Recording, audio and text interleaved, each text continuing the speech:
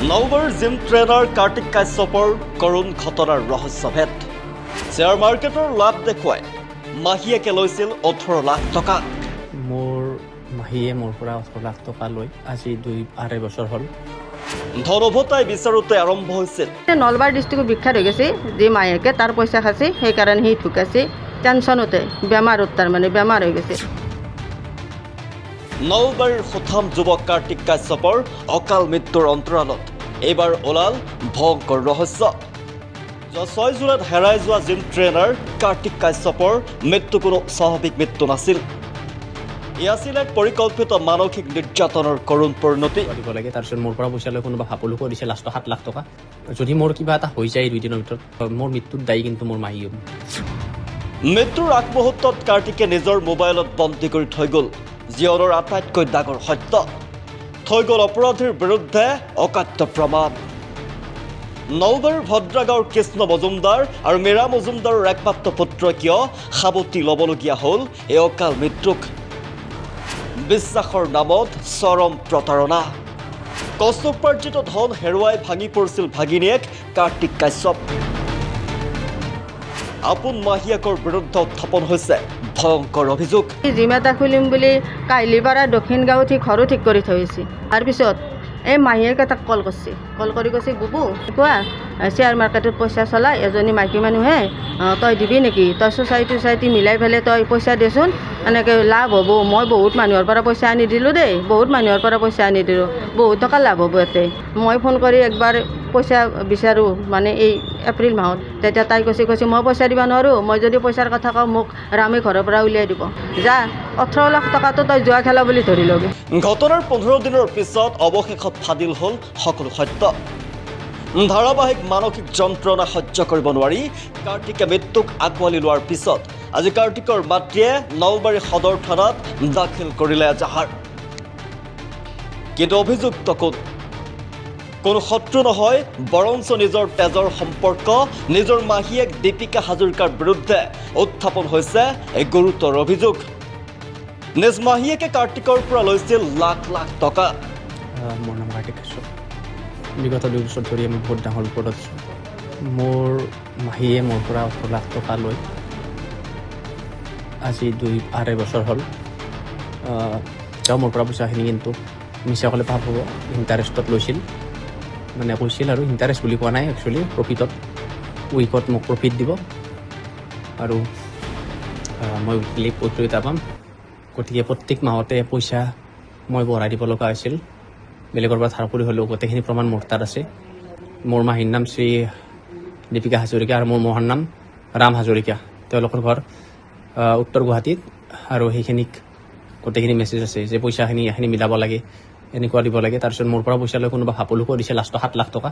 তাৰ 200 টকীয়া নোটৰ তাৰে ভিডিঅ' আছে। গতিকে যদি মোৰ কিবা এটা হৈ যায় 2 দিনৰ ভিতৰত, মোৰ মৃত্যুত দায়ী কিন্তু মোৰ মাহী দীপিকা হাজৰিকা হ'ব। এইখিনিয়ে ক'লোঁ।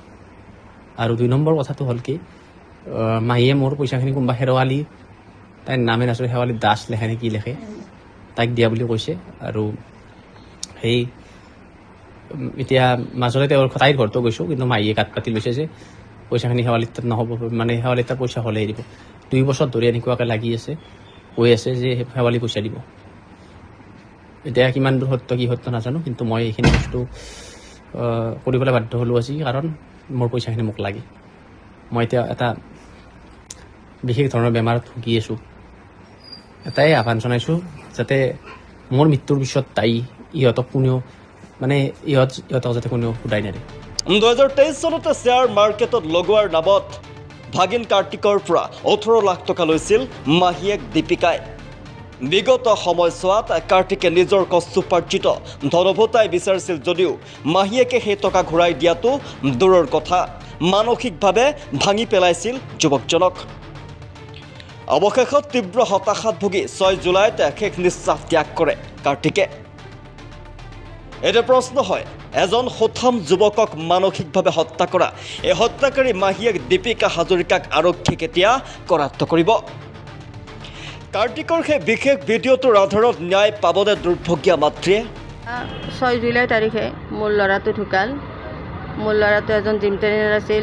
নলবাৰী জিমনেশ্যনত সি ট্ৰেইন কৰিছিল, ঘগ্ৰাপাৰত ট্ৰেইন কৰিছিল, পাইকাৰকুছি চিকে জিমত ট্ৰেইন কৰিছিল। সি তাৰমানে বহুতকেইটা জিমত ট্ৰেইন কৰিছিল।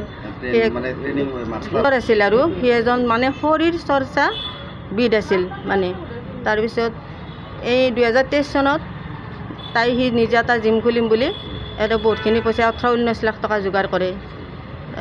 সি এটা বাজাজ ফাইনেন্সত লোন লয়, দেউতাক ৰিটায়াৰ হৈছে, দেউতাকৰ পৰাও পইচা লয়। তাৰপিছত তাৰো কিবা 7-8 লাখ টকা নিজে আছিল, সেনেকৈ লোৱাৰ পিছত সি জিম এটা খুলিম বুলি কাহিলীপাৰা দক্ষিণ গাঁৱত সি ঘৰো ঠিক কৰি থৈছে।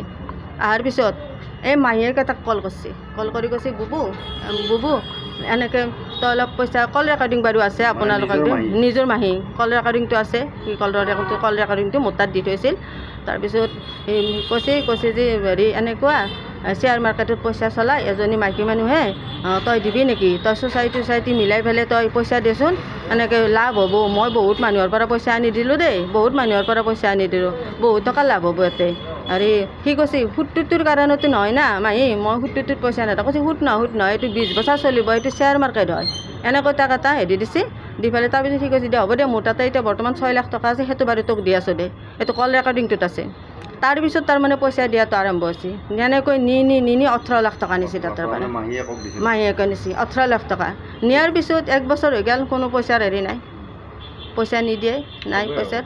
তাৰপিছত আমি ফোন কৰোঁ, সি মোক কয় মা ফোন কৰ, তাৰ ওপৰত কেছ দে, সেনেকৈ আমি ভাবিছোঁ পইচা নিদিলে, ফোন ৰিচিভ নকৰে তাই। আৰু তাক আৰু ফোন কৰি পেলাই মোৰ বিৰুদ্ধেও কথা লগায়, তাৰমানে মোৰ বিৰুদ্ধেও কৰে, তাৰমানে তাক কথা লগাই পেলাই। তাই বদমাছৰ সীমা নহয়, বদমাছ।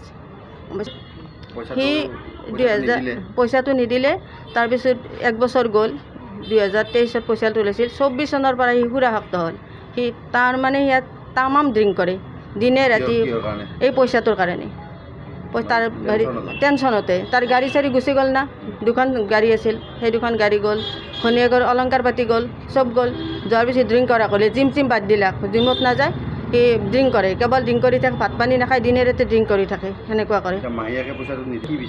আমি ন্যায় বিচাৰোঁ, তাৰমানে ল'ৰাটো ন্যায় পাব লাগে, মাহীকে শাস্তি পাব লাগে। তাৰমানে আজি মোৰ নিজৰ ভনী, মোৰ এটা ল'ৰাটো মোৰ ঢুকাই গ'ল।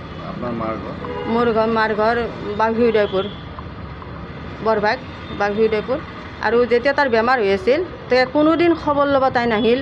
মই ফোন কৰি একবাৰ পইচা বিচাৰোঁ, মানে এই এপ্ৰিল মাহত যে 5,000 টকা দেচোন, তাক নিবা লাগে, বহুত পইচা লাগে, চেকআপত নিবা লাগে, 20,000 মান টকা লাগে, তাৰমানে গাড়ী ভাড়া চাড়া কৰি। তেতিয়া তাই কৈছে মই পইচা দিব নোৱাৰোঁ, মই যদি পইচাৰ কথা কওঁ মোক ৰামে ঘৰৰ পৰা উলিয়াই দিব, তাৰমানে গিৰিয়েকে তাক ঘৰৰ পৰা উলিয়াই দিব। আৰু ৰামে বোলে কৈছিল তাক, সি মোক কৈছিল বোলে মহাই মোক এনেকৈ কৈছে, যা 18 লাখ টকাটো তই জুৱা খেলা বুলি ধৰি লগে। মহাকে কৈছে, গিৰাকে কৈছে 18 লাখ টকাটো তই জুৱা খেলা বুলি ধৰি লগে, সেনেকৈ কৈছে বোলে মহাকে। আৰু সি ঢুকাবাৰ দিনাখনে কোনো ধৰণৰ সিহঁতৰ ৰেচপনে এটা, তাৰমানে সিহঁতৰ প্ৰাণীও নাহিল আমাৰ ওচৰৰ ঘৰত। মোৰ একমাত্ৰ ল'ৰা, যিবিলাক জিমুৰ ল'ৰা সকলোৱে যাই পেলাই কৈছে মাহীয়েক আছে নেকি। তাৰমানে নলবাৰী ডিষ্ট্ৰিক্টত বিখ্যাত হৈ গৈছে যে মাহীয়েকে তাৰ পইচা খাইছে, সেইকাৰণে সি ঢুকাইছে টেনশ্যনতে, বেমাৰত, তাৰমানে বেমাৰ হৈ গৈছে। প্ৰমাণ পইচাটো আচলতে নিজৰ মাহীয়েকক পইচা দিওঁতে কি প্ৰমাণ, দলিনত চহী কৰি ৰাখিব নেকি নিজৰ মাহীয়েকক পইচা দিওঁতে। সি যেতিয়া উপায় নোপোৱা হোৱাৰ আগত, মৃত্যুৰ আগত সি এটা ভিডিঅ' এৰি থৈ যায়, আৰু কল ৰেকৰ্ডিং এটা এৰি থৈ যায়। আৰু মোৰ তাইৰ লগত কথা পতা যে পইচাৰ কাৰণে যি তৰ্ক বিতৰ্ক, সেনেকৈ কেইটামান কল ৰেকৰ্ডিং মোৰ তাত আছে।